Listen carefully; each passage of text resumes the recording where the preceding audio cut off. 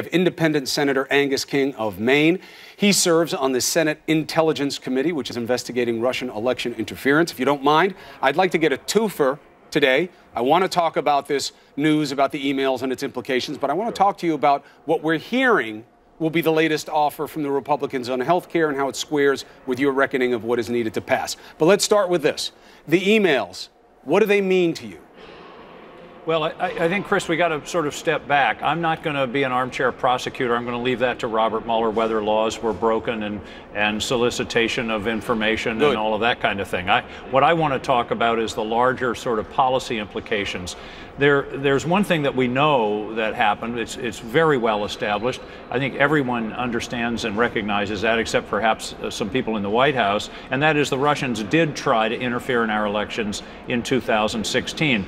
This email confirms that in a rather mundane way. It sort of matter-of-factly says, yeah, we're going to give you some information based on the Russians' effort to help Mr. Trump. I mean, that's one more confirmation. But what we don't know, and what most of the investigations up here are focusing on, is whether there was some kind of coordination or cooperation between the Trump campaign and the Russians. We've been told for 6 months or a year now that there was no such thing, never happened, no involvement whatsoever.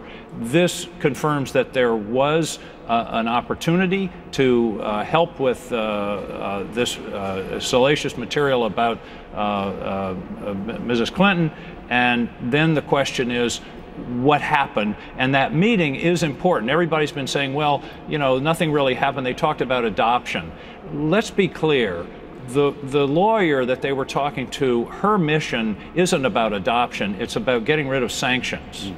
And that's what the Russians want, and that's what they wanted. So the question is, what did happen in that meeting, and what happened subsequent to the meeting, and were there further relationships, connections, coordination? And that's what we don't know. This revelation is certainly an important piece of evidence. It doesn't define the case, it doesn't end the case, but it's just one more piece of what we're trying to dig into and understand. Well, it is certainly proof that the president is wrong to characterize your efforts as a witch hunt, because his own son was targeted by the efforts of Russia as part of what you're investigating.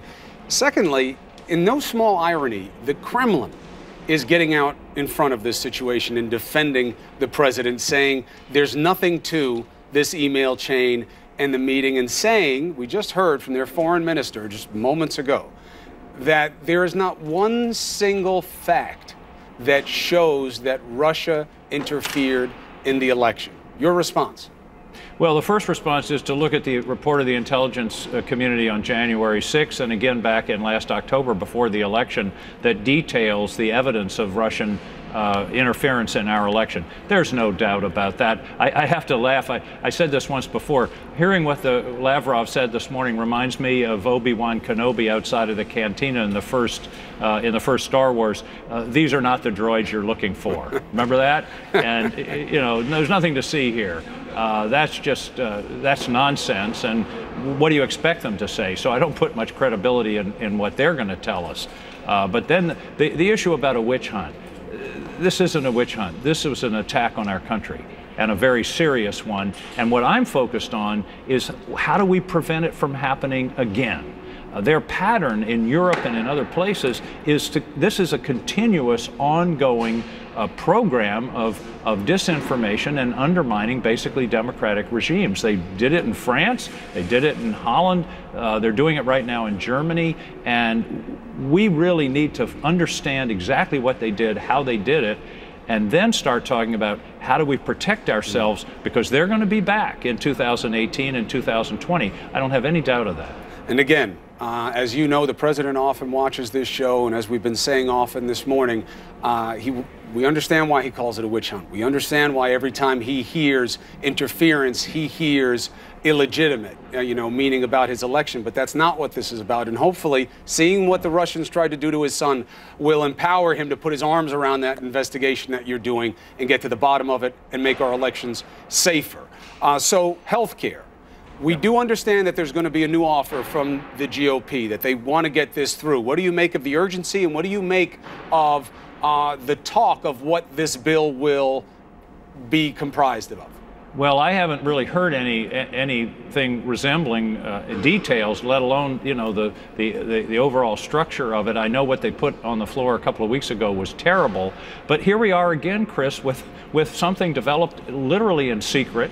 I know many Republicans that don't know what's in it, and so here it's going to come out. I mean, maybe tomorrow there'll be a Congressional Budget Office analysis on Monday, maybe, and then they're talking about a vote next week. I mean, why not slow down and do it, you know, in the normal course of business? Have a hearing, get some information, let experts from around the country, from hospitals, from physicians, from advocates, for people that want to fix it, whatever the point of view is, let's get some information. This place doesn't work well when a few people put something together behind closed doors and then spring it on the rest of us. That's just not the way the process is supposed to work. In short of details, I heard a philosophical argument made by a Republican on the show recently that I want your response to. He said, you know, we have to figure out what we can afford. And we're spending too much. We can't keep spending it. So we're going to spend what we can, and that's all. And my counter argument was, but you're taking a lot of money out of the system and giving it in tax breaks to people you could argue don't need it as much as the people you'd be giving that money to in the health care plan, which are the neediest who are on Medicaid. What is your point about the philosophy of we're spending too much, we must spend less, and that's what it is about? Well, he's absolutely right. We are spending too much. We pay more by a factor of just about 2. We pay almost twice as much per capita for health care in this country as anybody else in the world. Our outcomes aren't that much better. In fact, in many cases, they're worse. So there is absolutely there's a problem of spending, and I think that's the basic issue that we really need to be talking about, rather than who pays, whether it's Medicare, Medicaid, Anthem, or whoever.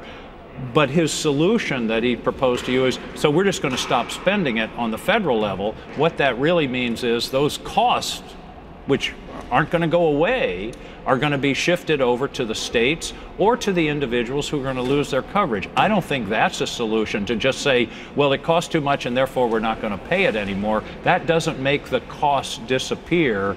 It's just shifting them to somebody else. And as you said, it's about $1 trillion. Under the original bill that we saw a couple of weeks ago, it was, I think, $1.1 trillion over 10 years out of the medical system. You can't do that without hurting people. So let's do this, Senator. When we get the details, to the extent that they are released, why don't you come back on and we can go through what you think this addresses in terms of costs, what it doesn't, and what would be better?